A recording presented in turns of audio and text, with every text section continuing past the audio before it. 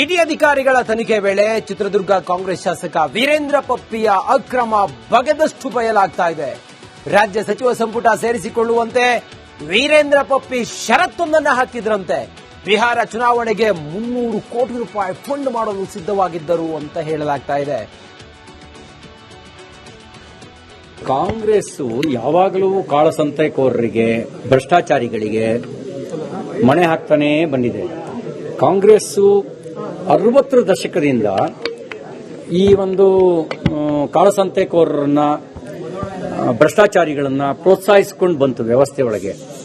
ಹಾಗಾಗಿಯೇ ಕಾಂಗ್ರೆಸ್ ಅಧಿಕಾರದಲ್ಲಿ ಇದ್ದಾಗೆಲ್ಲ ಕಾಳಸಂತೆಯ ಪ್ರಮಾಣ ಜಾಸ್ತಿ ಆಗ್ತಿತ್ತು. ಇದು ಕಾಂಗ್ರೆಸ್ನಲ್ಲಿ ಇರುವಂತ ಒಂದು ಸಿಸ್ಟಮ್. ಇದು ಭ್ರಷ್ಟರು ಅವನು ಯಾವ ಮೂಲದಲ್ಲಿ ಬೇಕಾದ್ರೂ ಹಣ ಮಾಡಿರಲಿ, ಭ್ರಷ್ಟರಿಗೆ ಮಣೆ ಹಾಕತ್ತೆ, ಬ್ಲಾಕ್ ಮಾರ್ಕೆಟ್ನವರಿಗೆ ಮಣೆ ಹಾಕತ್ತೆ. ಇದು ಈ ಕಾಂಗ್ರೆಸ್ನ ಸಿಸ್ಟಮ್. 100% ಇಷ್ಟು ಹಣನೂ ಕೂಡ ಬಿಹಾರದ ಕಾಂಗ್ರೆಸ್ ಚುನಾವಣೆಗೆ ಹೋಗ್ತಾ ಇತ್ತು. ಇವತ್ತು ರಾಹುಲ್ ಗಾಂಧಿ ಅವರು ಇದಕ್ಕೆ ಉತ್ತರ ಕೊಡಬೇಕು. ಅವರು ವೋಟ್ ಚೋರಿ ಅದು ಇದು ಹೇಳ್ತಾರಲ್ಲ, ಈಗ ಈ ಚೋರಿಗೆ, ಹಣ ಚೋರಿಗೆ, ಮನಿ ಚೋರಿಗೆ ಅವರು ರಾಹುಲ್ ಗಾಂಧಿ ಉತ್ತರ ಕೊಡಬೇಕು. ದೇಶದ ಜನತೆಗೆ ಬಿಹಾರಕ್ಕೆ ಹಣ ಹೋಗ್ತಾ ಇತ್ತಲ್ಲ, ಚಿನ್ನದ ಗಟ್ಟಿಗಳು ಹೋಗ್ತಾ ಇತ್ತಲ್ಲ, ಅದಕ್ಕೆ ಉತ್ತರ ಕೊಡಿ ಅಂತ ನಾವು ಕೇಳ್ತಾ ಇದ್ದೇವೆ.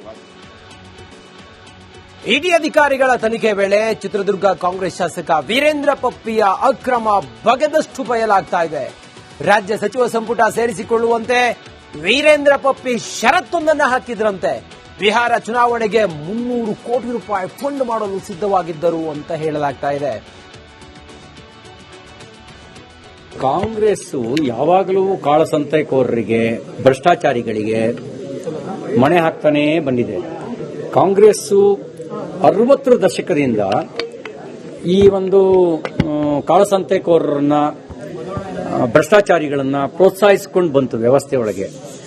ಹಾಗಾಗಿಯೇ ಕಾಂಗ್ರೆಸ್ ಅಧಿಕಾರದಲ್ಲಿ ಇದ್ದಾಗೆಲ್ಲ ಕಾಳಸಂತೆಯ ಪ್ರಮಾಣ ಜಾಸ್ತಿ ಆಗ್ತಿತ್ತು. ಇದು ಕಾಂಗ್ರೆಸ್ನಲ್ಲಿ ಇರುವಂತ ಒಂದು ಸಿಸ್ಟಮ್. ಇದು ಭ್ರಷ್ಟರು ಅವನು ಯಾವ ಮೂಲದಲ್ಲಿ ಬೇಕಾದ್ರೂ ಹಣ ಮಾಡಿರಲಿ, ಭ್ರಷ್ಟರಿಗೆ ಮಣೆ ಹಾಕತ್ತೆ, ಬ್ಲಾಕ್ ಮಾರ್ಕೆಟ್ನವರಿಗೆ ಮಣೆ ಹಾಕತ್ತೆ. ಇದು ಈ ಕಾಂಗ್ರೆಸ್ನ ಸಿಸ್ಟಮ್.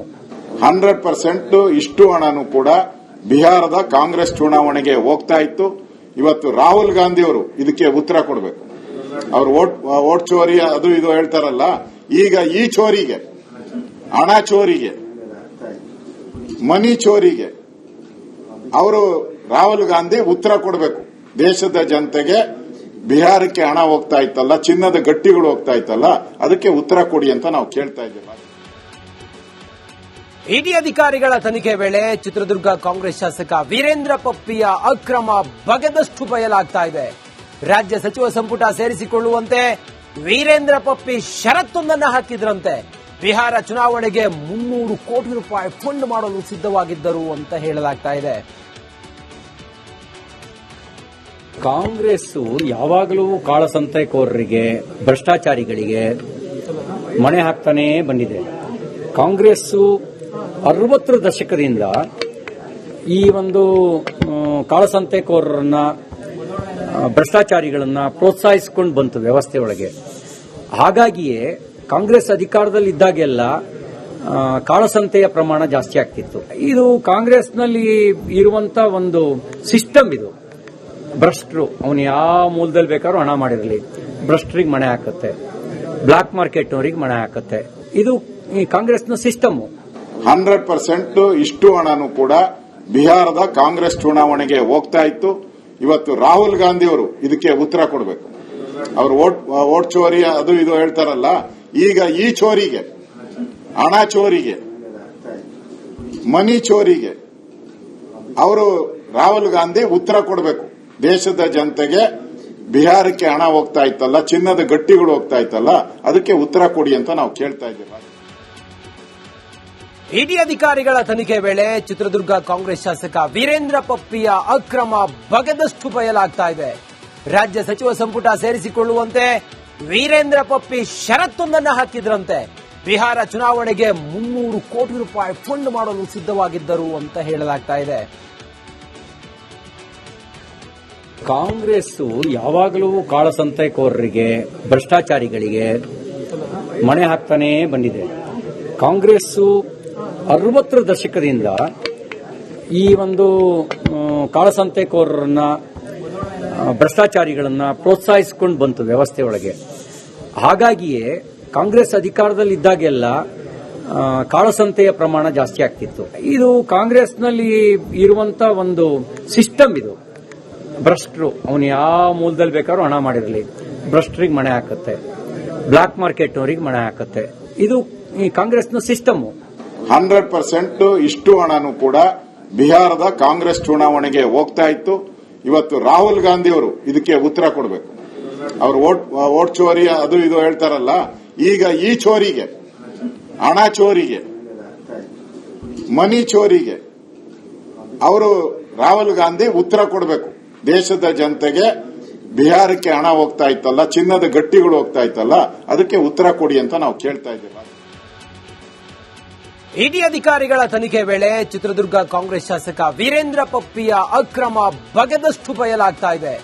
ರಾಜ್ಯ ಸಚಿವ ಸಂಪುಟ ಸೇರಿಸಿಕೊಳ್ಳುವಂತೆ ವೀರೇಂದ್ರ ಪಪ್ಪಿ ಷರತ್ತೊಂದನ್ನು ಹಾಕಿದ್ರಂತೆ. ಬಿಹಾರ ಚುನಾವಣೆಗೆ 300 ಕೋಟಿ ರೂಪಾಯಿ ಫಂಡ್ ಮಾಡಲು ಸಿದ್ಧವಾಗಿದ್ದರು ಅಂತ ಹೇಳಲಾಗ್ತಾ ಇದೆ. ಕಾಂಗ್ರೆಸ್ ಯಾವಾಗಲೂ ಕಾಳಸಂತೆಕೋರರಿಗೆ, ಭ್ರಷ್ಟಾಚಾರಿಗಳಿಗೆ ಮಣೆ ಹಾಕ್ತಾನೇ ಬಂದಿದೆ. ಕಾಂಗ್ರೆಸ್ 60ರ ದಶಕದಿಂದ ಈ ಒಂದು ಕಾಳಸಂತೆಕೋರರನ್ನ ಭ್ರಷ್ಟಾಚಾರಿಗಳನ್ನ ಪ್ರೋತ್ಸಾಹಿಸಿಕೊಂಡು ಬಂತು ವ್ಯವಸ್ಥೆ ಒಳಗೆ. ಹಾಗಾಗಿಯೇ ಕಾಂಗ್ರೆಸ್ ಅಧಿಕಾರದಲ್ಲಿ ಇದ್ದಾಗೆಲ್ಲ ಕಾಳಸಂತೆಯ ಪ್ರಮಾಣ ಜಾಸ್ತಿ ಆಗ್ತಿತ್ತು. ಇದು ಕಾಂಗ್ರೆಸ್ನಲ್ಲಿ ಇರುವಂತ ಒಂದು ಸಿಸ್ಟಮ್. ಇದು ಭ್ರಷ್ಟರು ಅವನು ಯಾವ ಮೂಲದಲ್ಲಿ ಬೇಕಾದ್ರೂ ಹಣ ಮಾಡಿರಲಿ, ಭ್ರಷ್ಟರಿಗೆ ಮಣೆ ಹಾಕುತ್ತೆ, ಬ್ಲಾಕ್ ಮಾರ್ಕೆಟ್ನವರಿಗೆ ಮಣೆ ಹಾಕುತ್ತೆ. ಇದು ಈ ಕಾಂಗ್ರೆಸ್ನ ಸಿಸ್ಟಮ್. 100% ಇಷ್ಟು ಹಣನೂ ಕೂಡ ಬಿಹಾರದ ಕಾಂಗ್ರೆಸ್ ಚುನಾವಣೆಗೆ ಹೋಗ್ತಾ ಇತ್ತು. ಇವತ್ತು ರಾಹುಲ್ ಗಾಂಧಿ ಅವರು ಇದಕ್ಕೆ ಉತ್ತರ ಕೊಡಬೇಕು.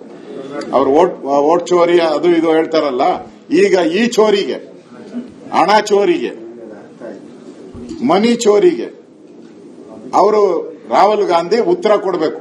ದೇಶದ ಜನತೆಗೆ ಬಿಹಾರಕ್ಕೆ ಹಣ ಹೋಗ್ತಾ ಇತ್ತಲ್ಲ, ಚಿನ್ನದ ಗಟ್ಟಿಗಳು ಹೋಗ್ತಾ ಇತ್ತಲ್ಲ, ಅದಕ್ಕೆ ಉತ್ತರ ಕೊಡಿ ಅಂತ ನಾವು ಕೇಳ್ತಾ ಇದ್ದೀವಿ.